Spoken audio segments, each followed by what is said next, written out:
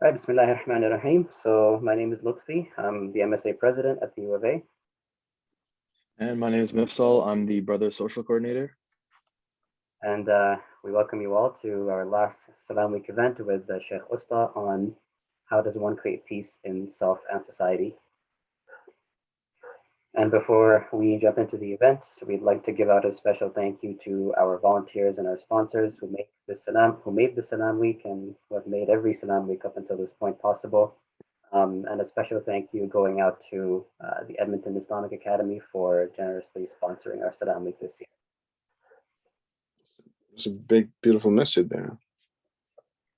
Yeah, for sure. So I just shared the link for our website in the chat. You guys can visit the link to donate there. There's the e-transfer as well, and you can keep up to date with everything we do, including future events, and sign up for our newsletter, inshallah.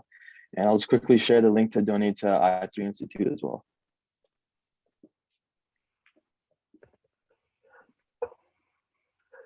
All right, so how the event tonight will look is basically we'll start off with a talk, a long-awaited talk from Sheikh Usta himself, followed by a short 20 to 30-minute Q&A session with a link to be provided in the chat soon.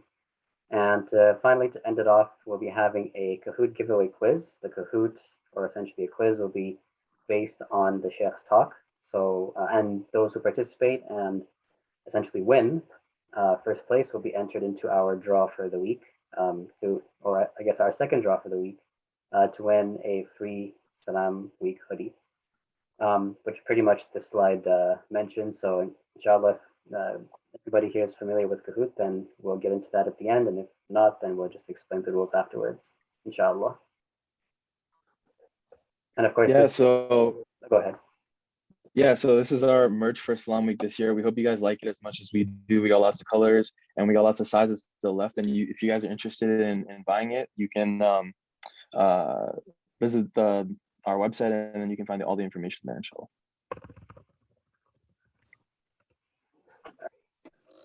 As I mentioned before, during the event or afterwards, if you have any questions, you can either scan the QR code, it'll take you to Slido, and there you'll have the option to either send in your questions anonymously or with your name on it.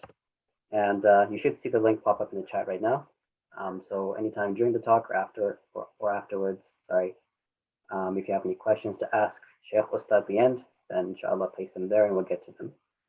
Any questions related to the MSA, then we ask that you input your email into your question as well. And after the event, inshallah, we'll get in touch with you through email.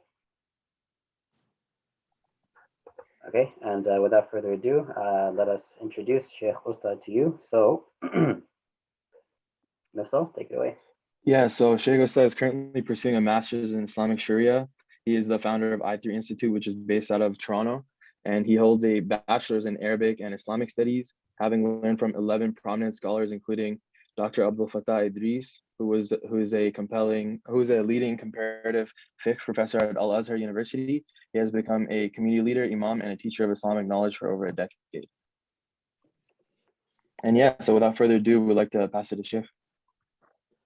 Bless you guys, and bless the MSA at UofA, I guess that's how you say it, University of Alberta in Edmonton.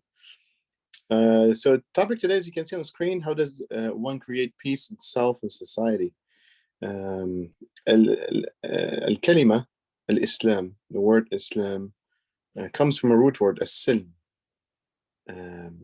So Islam comes from a root word, or trilateral root word, as-silm, which means peace. Now, in the Arabic language, words are related, especially the derivative from the root. What is Islam, though? Islam is not necessarily peace. Islam is submission. Islam actually is not, the word Islam doesn't mean peace. It means submission or surrendering, submission. Now, what is the relationship between submission and peace? That's a question. The question between what is the relationship between the word submission and peace?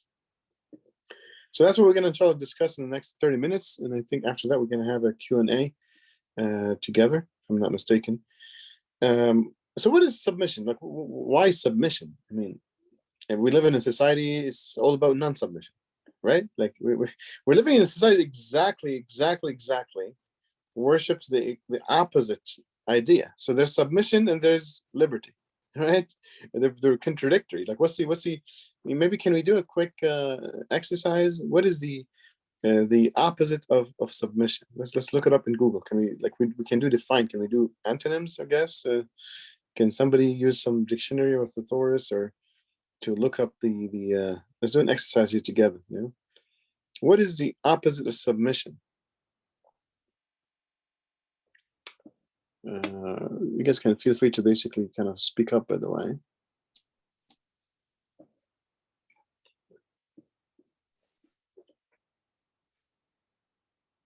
Deviance, rebelliousness, resistance, dominion. Okay. Defiance. Free will, defiance. Yeah, exactly.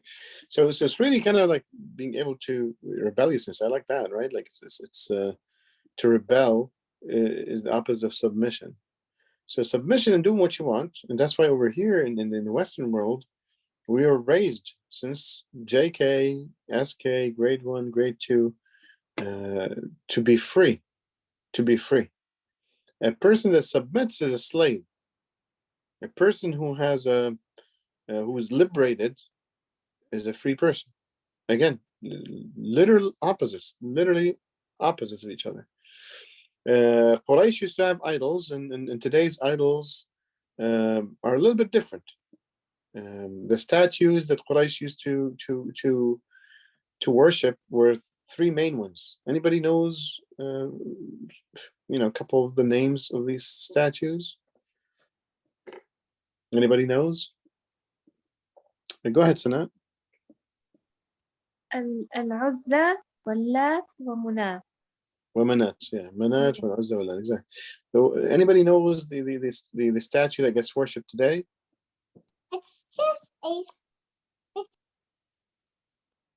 Who wants to? Sorry about that. I meant to say liberty. Well, Statue of Liberty. Okay, well, the Statue of Liberty is the statue of today. So you have statues in every day and age. Every society has a statue that they worship. Now, what does this have to do with the bringing peace? Well, the contention is submission leads to peace, and freedom leads to what? Freedom leads to pain and suffering, and anxiety. People want to do what they want. Imagine basically you have a child, and they want to do what they want, like play games all day, eat chocolate and ice cream all day, sleep late, wake up late, don't go to school, they don't want to exercise. Like what is like how does this child look like in many people's imaginations? Is that going to be a healthy, strong child that's intellectual and able and well dressed, or is it going to be, what type of child is it going to be? Anybody wants to give us a quick? I really want to focus inshallah on the University of Alberta MSA members. I know there's lots of people here. Go ahead, Hina. So as their childhood, they would be a really happy child getting whatever they want and then throwing a tantrum when they don't. But when they're adults, they're going to be in trouble because they won't have discipline and emotional intelligence and any like strength, because when you're an adult, you can't get whatever you want and you can't throw a tantrum, no one will care.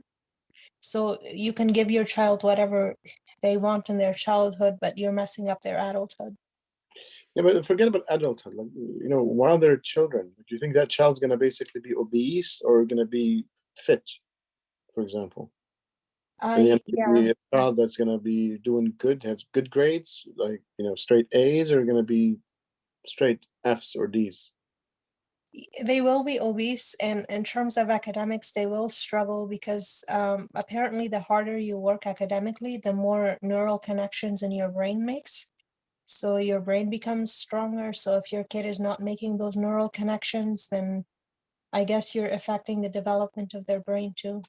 Exactly. Yeah, bless you. Jazakallah khair for even bringing scientific information there. So it's good. So if any of us goes to the doctor, what does the doctor tell you? you have to basically, eat certain food in moderation, eat healthy, get exercise, all the stuff that most people don't want to do, right? Like it's just most people want to sit on Netflix and social media and just chill, right? Like, who wants to basically do hard work and go to the gym and run and lift weights and all that kind of stuff? Just want to chill. That's the thing, is basically the human being has two extremes, or two choices, let's say, not extremes. And I call it basically the prefrontal cortex, which is right here, and the limbic system. The limbic system is responsible for the basic emotions of flight or fight. There's 8 basic emotions in the mind, without getting too much into psychology. I'm not an expert per se, but I've read into this area. Either you're always basically instinctively following your desires, or you're actually looking at the data to try to understand what's right for your behavior. When we speak about peace, what is peace except basically satisfaction and contentment? When a person is at peace inside him or her, yeah, that's the opposite of being anxious. It's opposite of being troubled. It's opposite of being sad and being, all the type of negative emotions. Yeah, a person at peace is a person who's relaxed, a person who's satisfied. He or she doesn't need to be really jumping out of happiness or joy. It doesn't need to be dancing all the time. But a person at peace is a person who's content. Contentment only comes when your emotional and physiological needs are met, and they're met in a balanced way that's sustainable. Today we speak about environmental sustainability, food supply sustainability, many work-life balance and work-life sustainability, right? We speak about sustainability because everybody knows that when a system gets goes into a specific mode or state for a little bit and goes jittery afterwards, that's not really what we're looking for. We're looking for sustainability of a specific state. How do you create a person at peace? Well, the answer is to let that person, he or she, satisfy their needs, both the physiological and the psychological, meaning the emotional and the organic, both together, in a way that's sustainable, that keeps the person in a mode of contentment and relaxation. See what I'm saying? There's no agitation. If you're hungry, you're agitated. If you're scared, you're agitated. If you're worried, you're agitated. If you're all these emotions creates agitation. So agitation is the opposite of peace. You want to be in a state of peace.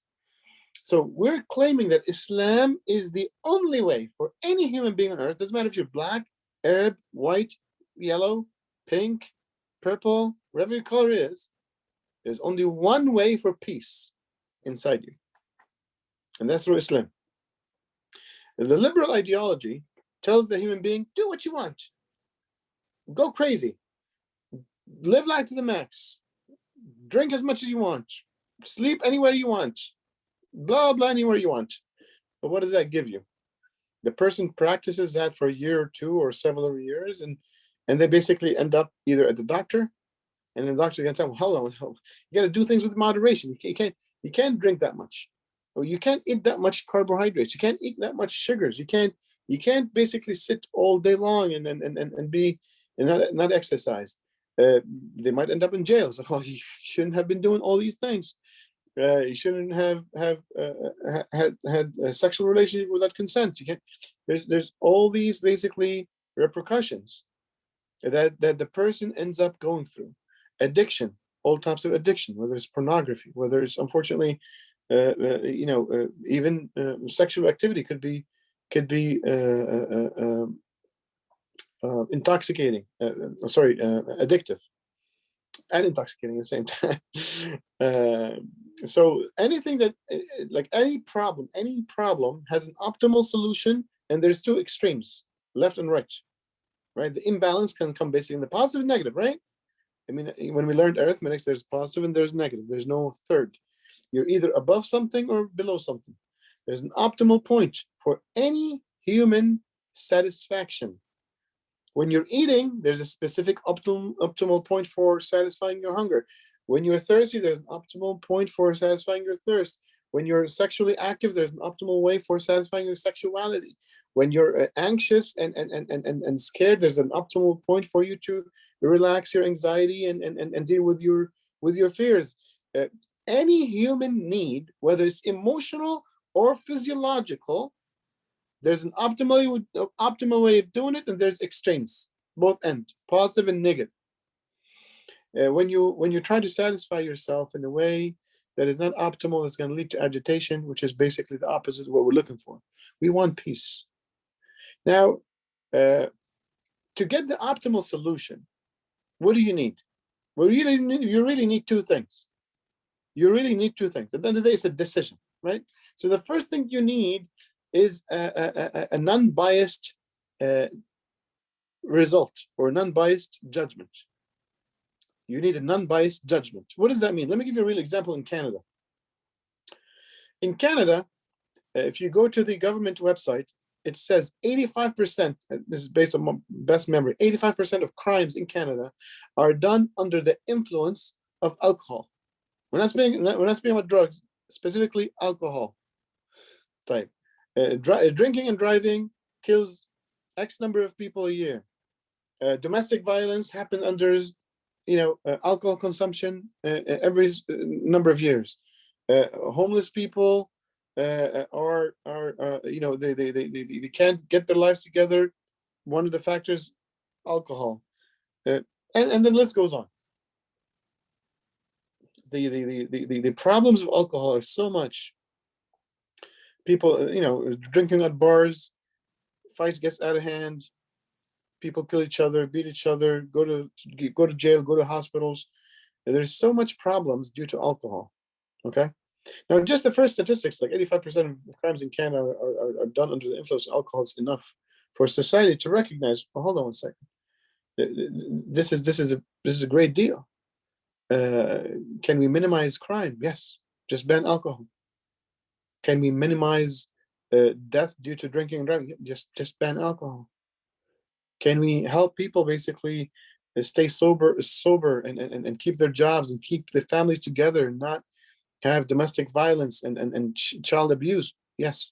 Just, I'm not saying it's going to solve everything. I'm saying basically it's a factor. It's a factor. Ban alcohol. But alcohol is not banned in Canada. Nobody speaks about banning alcohol. It's not even like it's not there. The only people who speak about banning alcohol from their lives, at least, is Muslims. Muslims don't drink, so they ban alcohol from their lives on an individual basis. Why? Even though all the data tells you basically alcohol is not the right. I forget the main thing. Alcohol kills your liver cells. Alcohol is not good for you from a health perspective. Alcohol kills your body. It's a poison. Like, again, the list goes on. I should have said that first, by the way. But anyway, consuming poison, just what it is. Why? Because there's bias. The consumer wants to drink alcohol because it's a great experience. When you're drinking, it's a great experience. Tastes good, experience is good. People want to forget, people want to have fun, people want to gather with family, whatever it is. So it's fun. So there's dopamine. There's dopamine. It's kind of like going through Facebook. Type. What about the suppliers, the manufacturers of alcohol? Well, they want profit. People, there's demand for alcohol. They want to make money, so they're biased. So the consumer is biased by the drinking activity itself. The supplier is biased by making money. The government wants to collect taxes. Lots of taxes gets collected from selling alcohol. The government is biased because they want to balance their budget. They want to have some revenues. So everybody's biased, even though the data is screaming, ban me. Yeah. Now the alcohol is speaking. Unfortunately, society doesn't want to ban alcohol. Why? Because they're biased. The data is clear, but society is biased. So this is what I say. Number one is you need to have a non-biased entity to tell you what is right and wrong, to be the authority, to tell you what is the optimal solution for any human activity. The second one is the data. Like we just provided the data about alcohol, we need to have complete data. You can't have partial data, right? If you have partial data about something, if I give you, let's say, well, I have a car for sale, it's a Mercedes-Benz in 1996. Can you buy that Well, you don't know what's this. What's the state of the engine? What's the state of transmission? How many mileage did this car drive? How many owners does this car basically have? How many? You want to ask a billion questions. But if I give you only a partial information, you wouldn't be able to really judge what's optimal, if this was an optimal purchase or not. Now, the human being is limited in information, limited in ability to reach information and facts, and the human being is biased. So Islam, brothers and sisters, somebody asks you, what is Islam? I'm not sure if there's any non-Muslims here, because I'd love to welcome them first of all, and tell them Islam is really just the idea that the human being believes he or she as a human being has limitation to be able to reach that optimal solution for all human behavior, which would in turn, if it's optimal, would in turn lead to peace. And therefore we believe that these two factors of non-biased judgment and full disclosure of data and having full understanding of the human being and the universe is really can only be reached through one entity, which is God, which is the creator of the universe. The creator of the universe is eternal, is all-knowing. So from a data perspective, God knows everything but the human being. And from a biased perspective, God is not biased. Islam, when you say the Shahada, all what you're saying, all what the human being is saying, that I can reach peace as a human being. I bear witness that the humankind can reach peace only through one means, and that means should facilitate or fulfill two criteria of being non-biased and eternal and infinitely knowing. And those two features are only found in God, the creator of the universe, the only one, the one and only eternal and unlimited being that exists and have created the universe. That's it. The reason we're Muslim is because we're looking for peace and happiness. And peace and happiness only comes when you have optimal way of fulfilling your physiological and emotional needs. And those optimal ways of fulfilling yourself needs non-biased judgment and infinite information. And that can only be through Allah subhanahu wa ta'ala. Allah is the Arabic word for God. See what I'm saying? So when somebody tells you, how do you reach peace? Well, it's through Islam. When you submit, Islam is submission. When you submit to the guidance of God, on how to live life, you as an individual can reach peace. Because God is going to give you the formula for the optimal fulfillment of every single human desire. I'm going to say it one more time. Because God is going to give you the blueprint for the optimal fulfillment for every human desire, which is going to lead you to peace, contentment, and happiness. Is that clear? Is that simple? I want to hear some yays or nays. Is that clear and simple? Yeah. Loud and clear. Yes. I can see the chat here, mashallah. Okay, perfect. Well, that's why we're Muslim. We're Muslim and we're proud. We need to speak to our counterparts, our neighbors, our workmates, our schoolmates, people in society that we care about, non-Muslim, to make them understand what Islam is all about. Islam, unfortunately, today has lots of bad image in the media, has bad rep.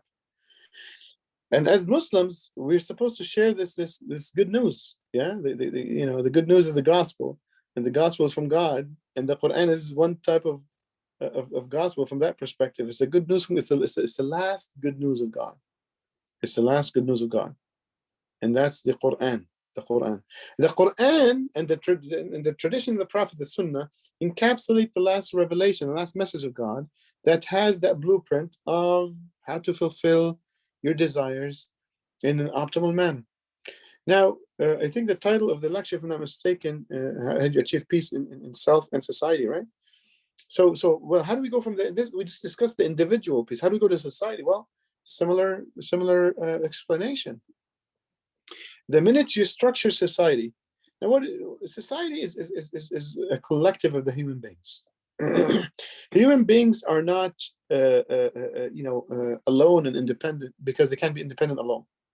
They're not alone because they need each other.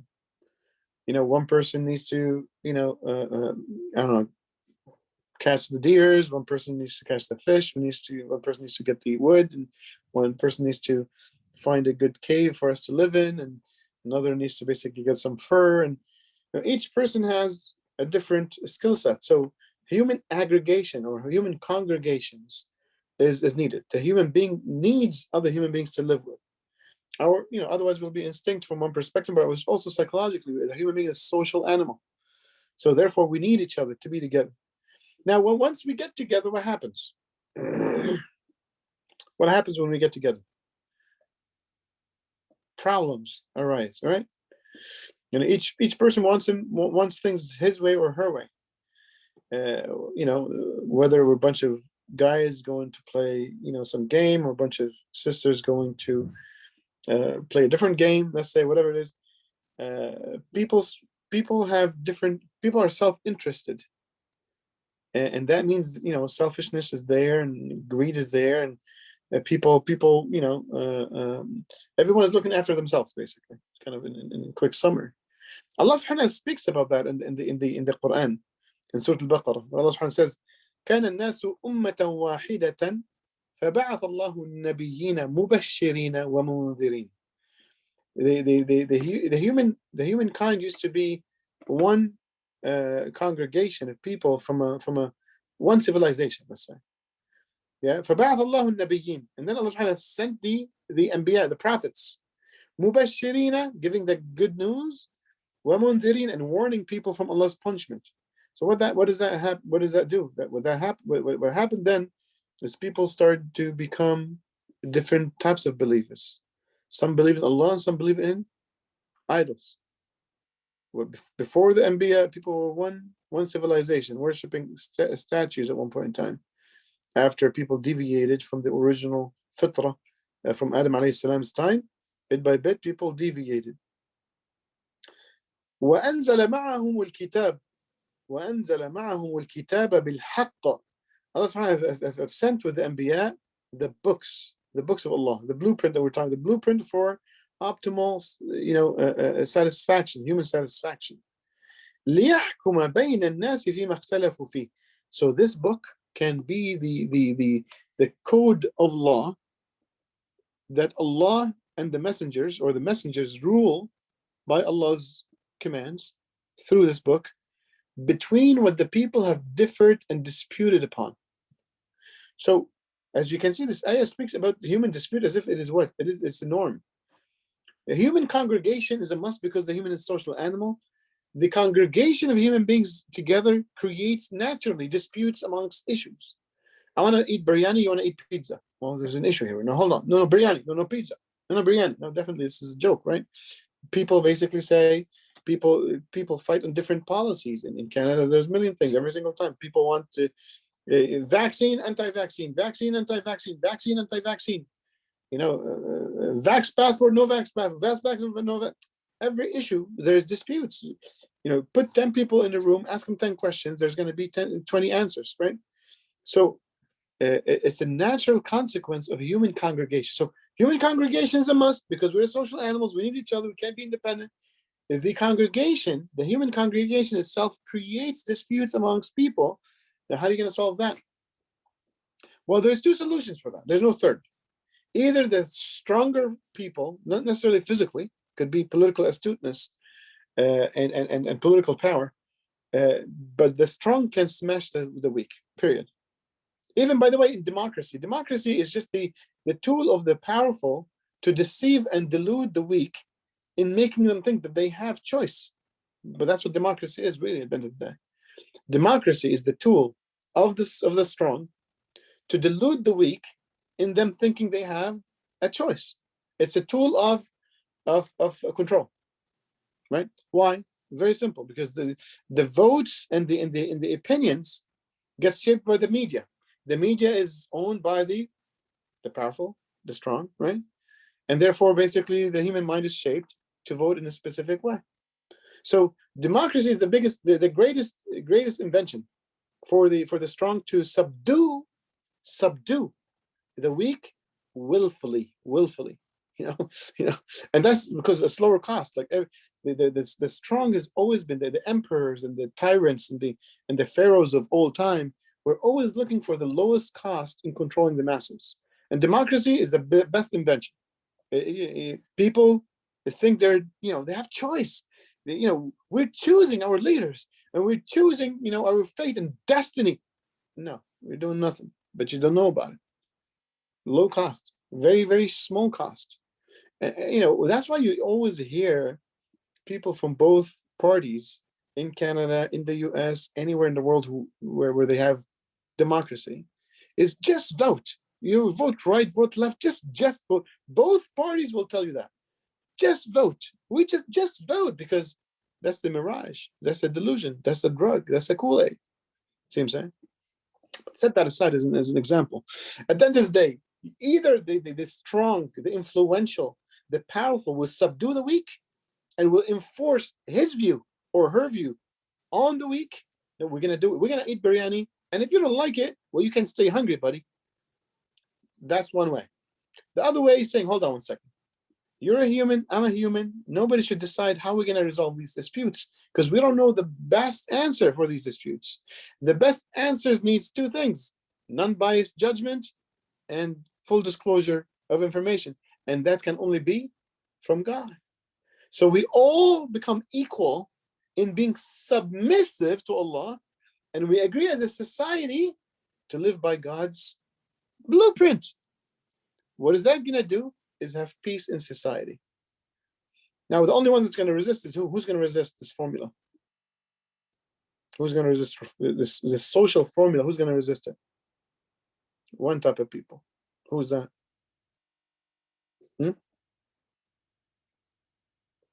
If you guys can help me maybe read some of this stuff, if there's no chance actually. Who's going to resist the blueprint of God? The elite.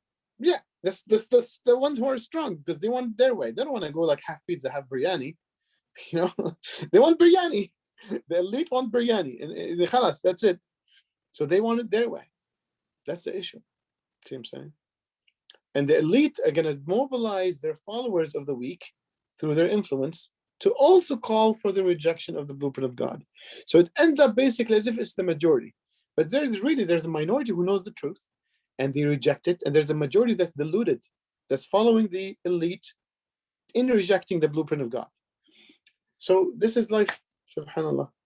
I hope this stimulated some thoughts and some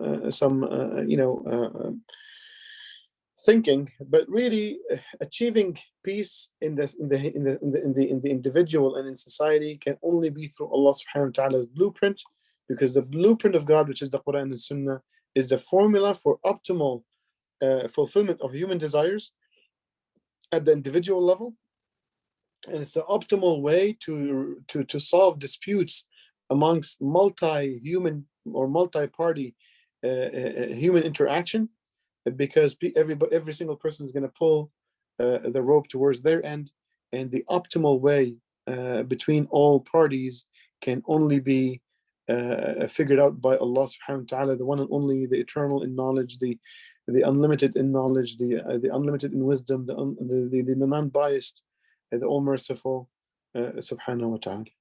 So if we want peace at the individual level, well, we need to go back to the Quran and Sunnah.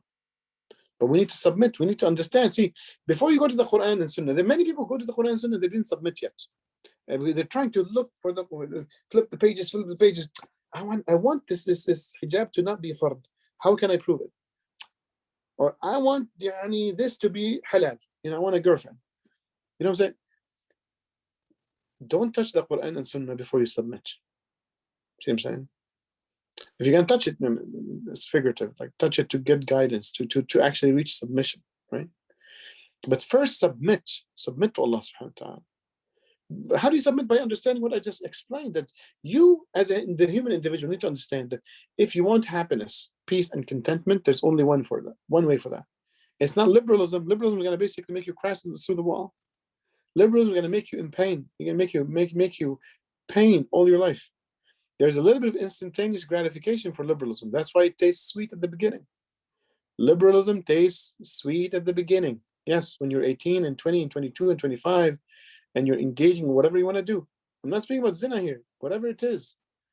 Whenever you follow your desires and you let it basically kind of go free and you're following your own guidance. You're making your own self as a God. And that's why Allah subhanahu wa ta'ala said in the Quran, have you seen the one who have made his own desires his God to worship?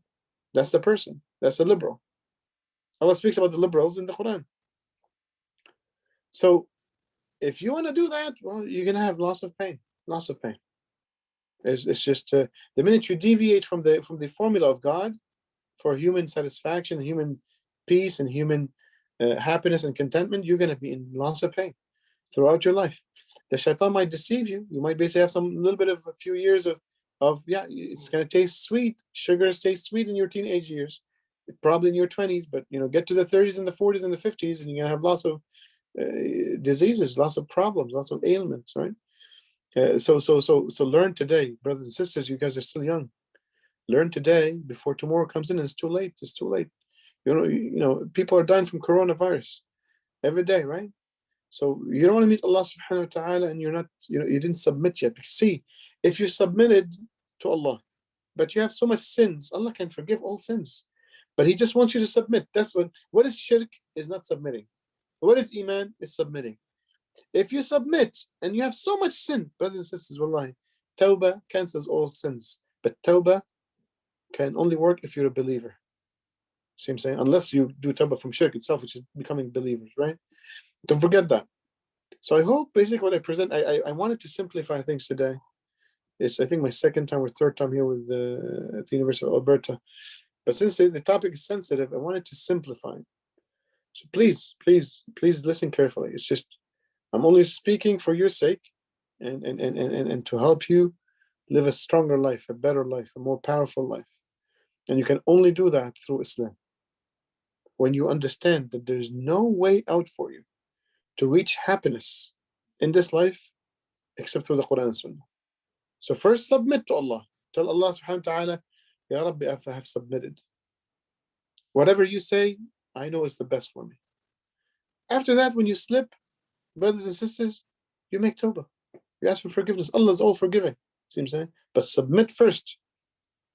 I'm going to end, inshallah, before we do the Q&A, with this ayah that basically have conditioned iman with submission. فلا وربك لا يؤمنون حتى يحكموك فيما شجر بينهم. Oh no, by your Lord, they will never believe, meaning anybody who claims to be a believer, except for three things, until they make you, O Muhammad, the arbiter, the judge between their disputes. Again, see, remember, disputes, human congregation. When the messenger becomes the arbiter, meaning the judge within people's disputes, that's the first step for iman. ثم, the second condition, لا يجد في أنفسهم حرجا مما قضيت. Then they feel no repulsion in their chest about your judgment, Ya Muhammad. عليه الصلاة والسلام.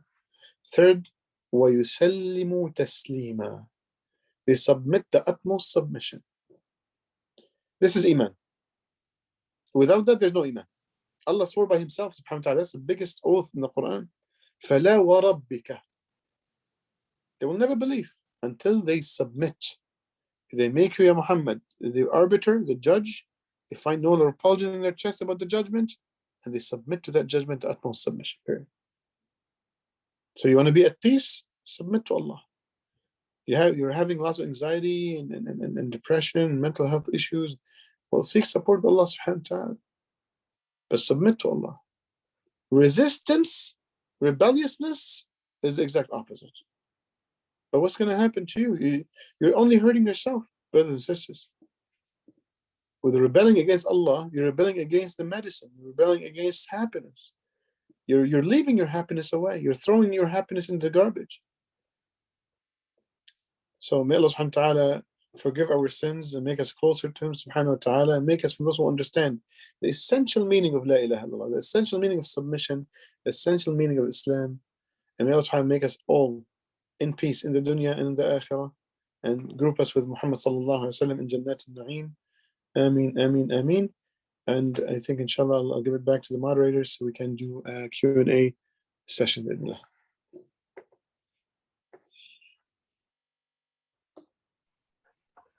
Jazakallah khair, Sheikh Usta, for the talk. A lot of things, and we're reminded of a lot more And inshallah, everybody on the call has benefited from that talk as well. Before I do that, let me just fix something real quick.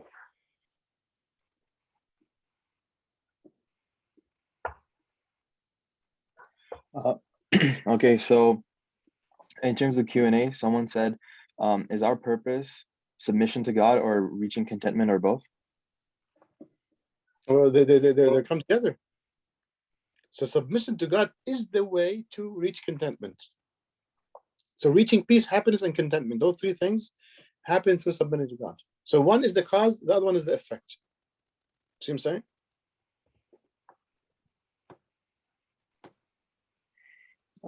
So related to that, someone said, can you elaborate on how to truly submit to God? Well, the submission to God is simple. It's basically letting go of you deciding what you should do and you should not do. Should I speak to this girl or no? Should I drink that drink or no? Should I get that job or no? Should I wake up or no? Should, like, anything in your life should be what you should always be thinking, what does Allah wants from me? Does Allah want me to wake up now or sleep? Does Allah want me to pray now or not? Does Allah want me to go to the club now or not? Does Allah want me to drink alcohol or not? Does Allah want me to go and have, a girlfriend or not? Does Allah want me to get married or not? Does Allah want me to pay charity or not? Does Allah want me to study at this university or not? Does Allah want me to get this job or not? Does Allah want me to, listen to my parents or not? So anything that you do, you say, look, I'm not gonna try to decide what is right or wrong. I'm not gonna decide what I should be doing. I should always ask, what does Allah subhanahu wa ta'ala wants from me? Yeah, that's submission. Submission is letting go of your opinion. وما كان لمؤمن ولا مؤمنة إذا قضى الله ورسوله أمرا أن يكون لهم الخيارة من أمرهم.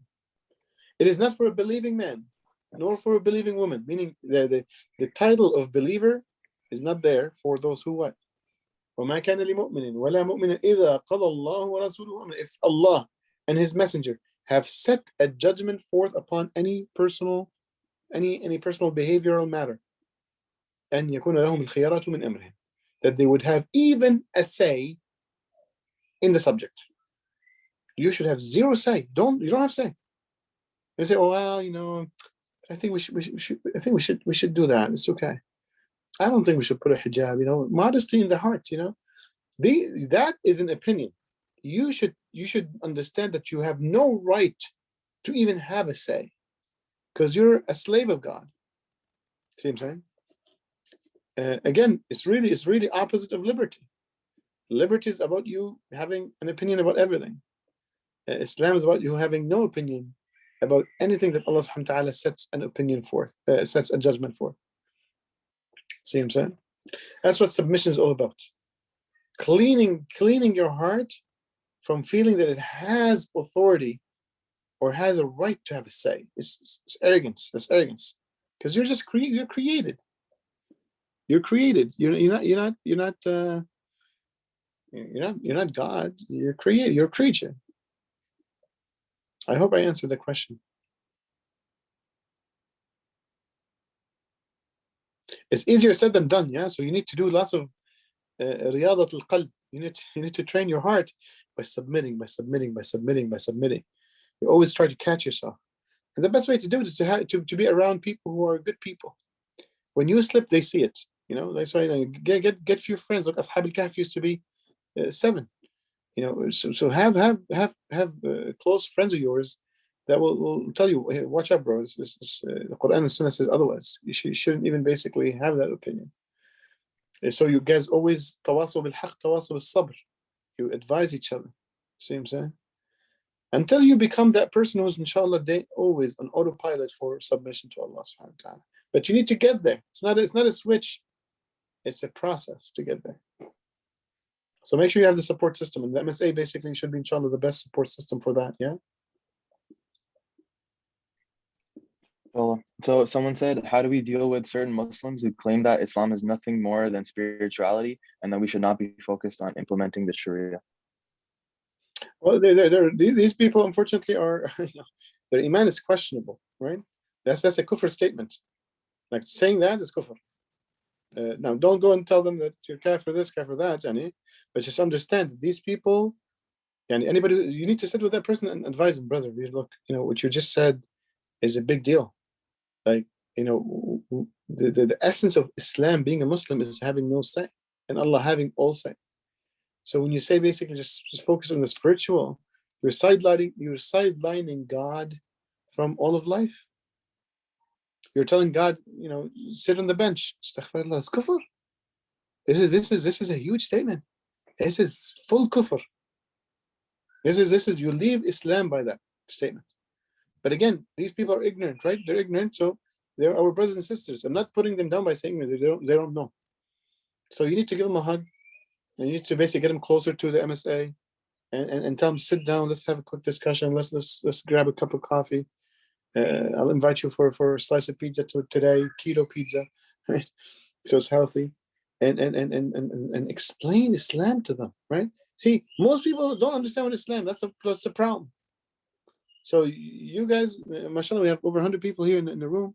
So it's your job now to transfer this simplicity of what Islam is to the world, everybody around you. So if you have people who speak like that, definitely that's dangerous. See, you worry about them because they might go to hellfire. So you care because we care about them, because we love them. We need to advise them and we need to do da'wah. But definitely that's a statement of kufr, period.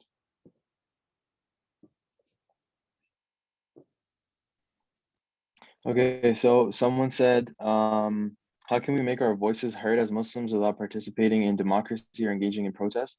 And there was another related question that said, can we vote as Muslims?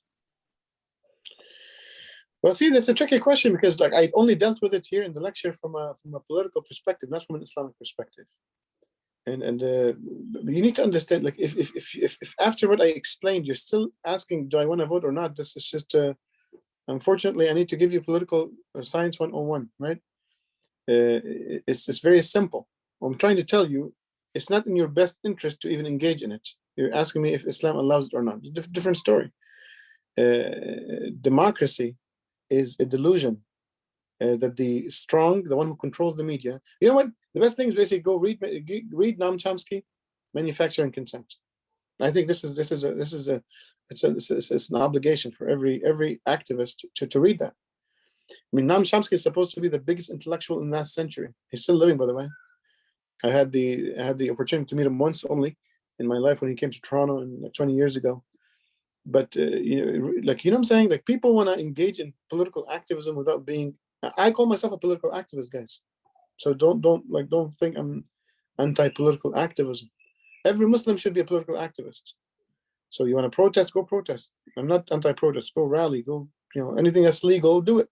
Media and advocacy and legal. Take people to courts if they mess with the Muslimin. Protest, go right to your MPs and blah blah blah. That's fine. All that's fine. But you need to understand. Don't be naive. Don't let people trick you. It's very important to understand the mind games. It's easier to control a person when you put them in a specific mindset. And that's what it is. See what I'm saying? The one who controls the media and controls the funding for the campaigns of the politicians is one entity. Yeah, there's only few billionaires in Canada. Yeah, what do you think? They're like, oh, we need to be very nice, good people. Everybody should have one vote. I'm gonna have one vote even though I'm a billionaire. It's just, look, if you believe that, don't even ask me what Islam says about it. It just doesn't make sense. But I don't want to derail the lecture to be about politics here from this sense, but I want to really at least answer that question. You think about it. Don't ask me. Well, you're asking me. Go ask yourself. Think about it yourself. Go through it yourself. If you're a billionaire, would you try to impact people's views or no? If you have conglomerates like Reuters and CBC and blah, blah, blah, and you own these agencies, I'm saying you're multi-billionaire. You control banks and you control, you can affect the money supply and the Toronto Stock Exchange and you own, let's say, half of the agricultural land in Canada. Do you know that 2 families in Canada own 80% of the agricultural land in the country? Brothers and sisters, I'll be willing to discuss anytime, any day politics with anybody. I'm a veteran political activist. Yeah, I'm not 18 years old. So let's sit together if you want to discuss politics. But I want you to be informed. Don't be ignorant and just want to basically go, let's vote. This is a problem, because see, all the push from everybody is vote to make change. It's a delusion. Bro, getting on crack is better than that, to be honest. To be very frank. And that's recorded. Yeah. But you know what I'm saying? You're so like you're drunk when you do such a thing. Yeah. Everybody just wants you to vote. Why? Because that's how they delude society. They make you feel you have power. You have a say. You don't have a say. So let me refer you to basically the last comment about this. I'm going to refer you to a non-Islamic research from Princeton University. You know Princeton University, one of the Ivy League schools in the United States of America. So one of the most prestigious schools on the planet. 2 political science big scholars in Princeton. So you to be in Princeton, you can't be big. You need to be huge scholars. They analyzed the political voting impact of people and all political activities in the United States. And they proved by the data of analyzing 40 years of vote that the average Joe in the United States of America has statistically zero influence and impact on passing any bill in the Congress. It's the special interest groups, the SIGs, those that are run and funded by the elites, who only have impact on the law and the bills and the Congress and the House and the Senate. So don't listen to me. I'm a poor guy. Like I'm a sheikh, right? Forget it. Who wants to learn politics from me? I didn't come here to lecture about politics. I came to tell you about peace. Yeah. But seriously, please, be informed. Be informed. If you've never read Manufactured Consent, if you didn't even read that survey, political science research from Princeton University, it's up to you. Like, I'm not here to convince anybody, but keep your brain in your skull. That's all. Okay, so someone said, what do you think is necessary to unite the Muslim Ummah, and will it even be possible? The unity of the Muslim Ummah is by the prophecy of the Rasul sallallahu alayhi wasallam. And the scholars of the past knew from a long time ago that the Ummah is going to go through phases. Excuse me. 5 phases.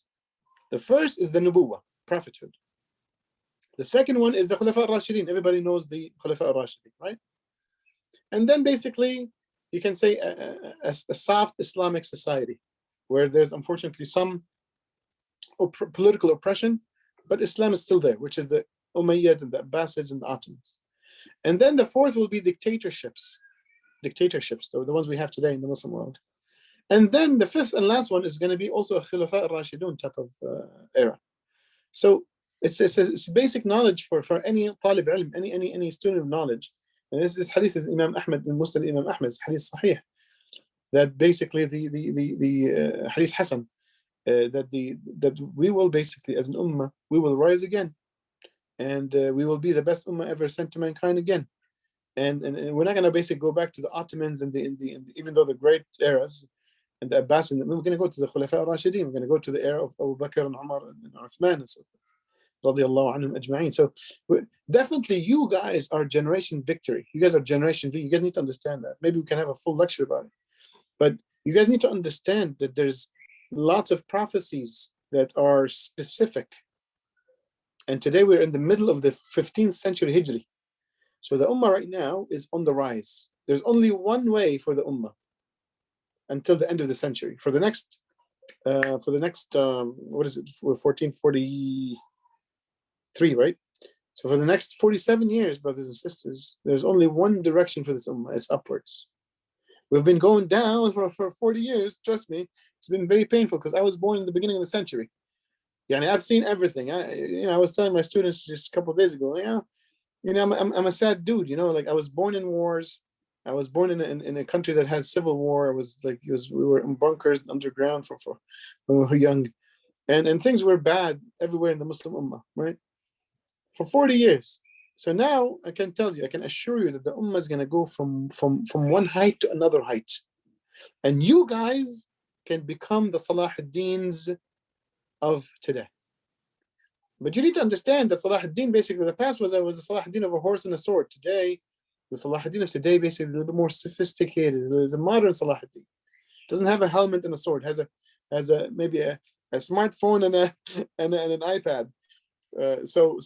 But be Salahuddin. Every era has a Salahuddin, and the era of today, you guys are generation victory. If you guys right now are 20 years old plus or minus, if you're a teenager or early 20s, when you become in your 40s and 50s, this ummah is going to be great again. So make sure you're one of the leaders of this ummah. Today, you guys, the sons of the Muslimin and the daughters of the Muslimin in the West, going to some of the best universities on the planet, the University of Alberta, University of Toronto, University of this, you guys are the leaders of the ummah. You guys are the Sahaba of today, if you want to. If you want to. This is why the I3 Institute have been established in the first place, to build leaders of this ummah for the next generation. So we're planning for a long time, and we're helping build people holistically, not just religious knowledge, but intellectualism, philosophy, politics, economics, personal development, leadership, and financial independence, entrepreneurship, physical fitness and health and nutritional understand everything, strong families. This is what we believe in. We have 6 principles in the I3 Institute. Number 1 is holistic understanding of the deen and holistic personal development. I hope that basically answered the question. Someone said, could you repeat the 3 steps for Iman? For what? For Iman. Well, it's not steps basically, but there are 3 things, 3 components. Number 1 is making the Rasul the judge on every aspect of human life. Number 2, finding no repulsion against it. So you don't hate, there's no hate against the judgment. And number 3, submitting to that judgment. And this is in Surah Nisa, I think verse 64, if I'm not mistaken. If I'm not mistaken.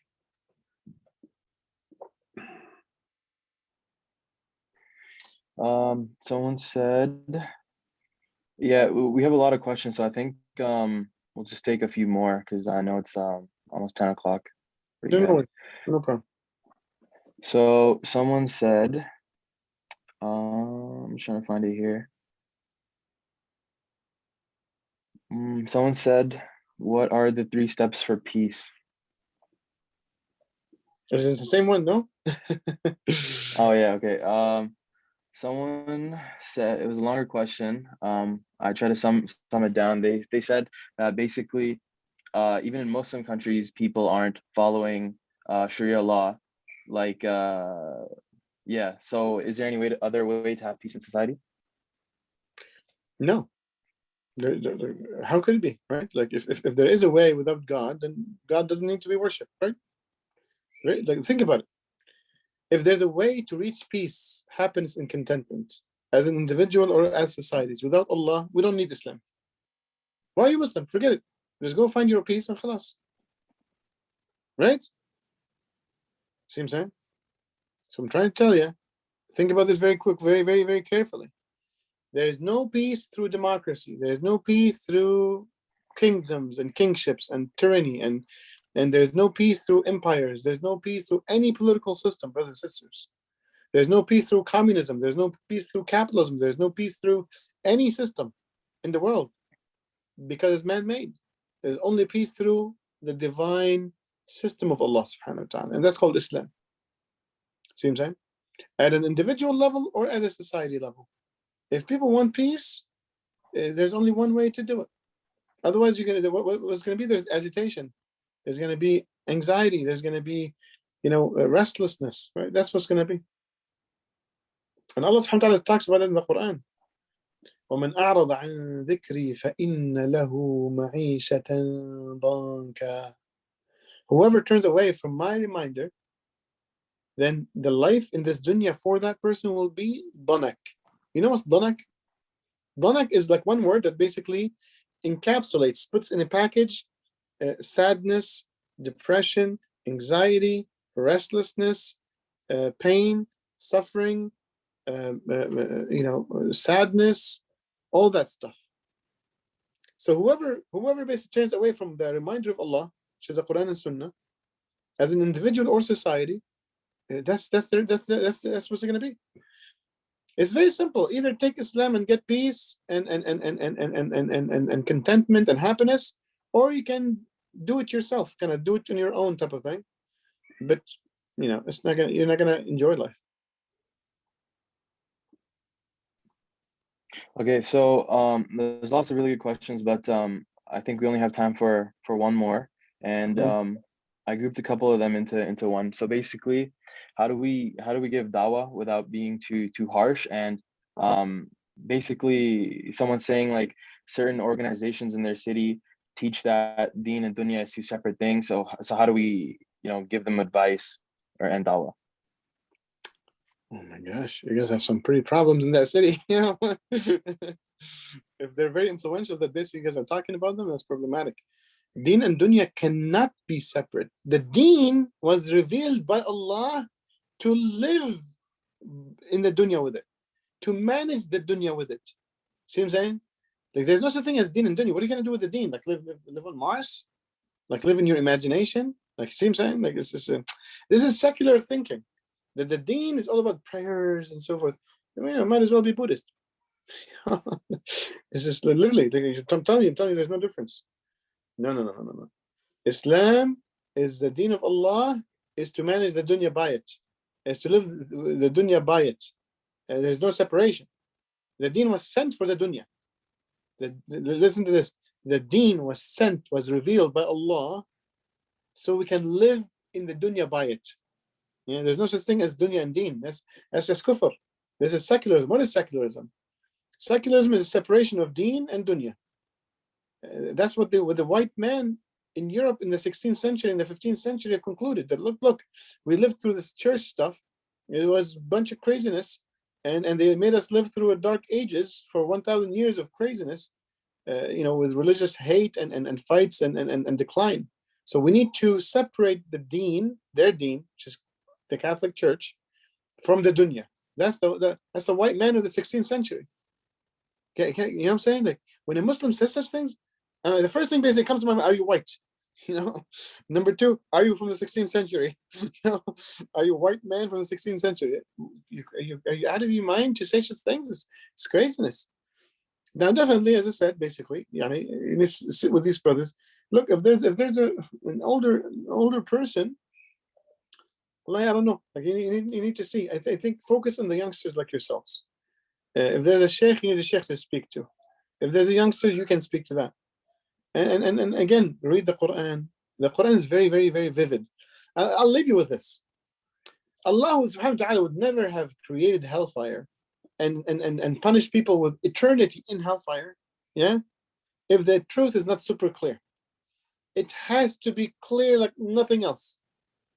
So be very confident that your understanding, this basic understanding that we just presented today, is the truth and the full truth and nothing but the truth. So sit with people comfortably. Let's go for a cup of tea and discuss. And look, if people need training, I'm willing to train people. You know what I'm saying? I'm going to do our training in the University of Toronto, Scarborough, inshallah, in the next couple of weeks. But I can do a specialized training for that.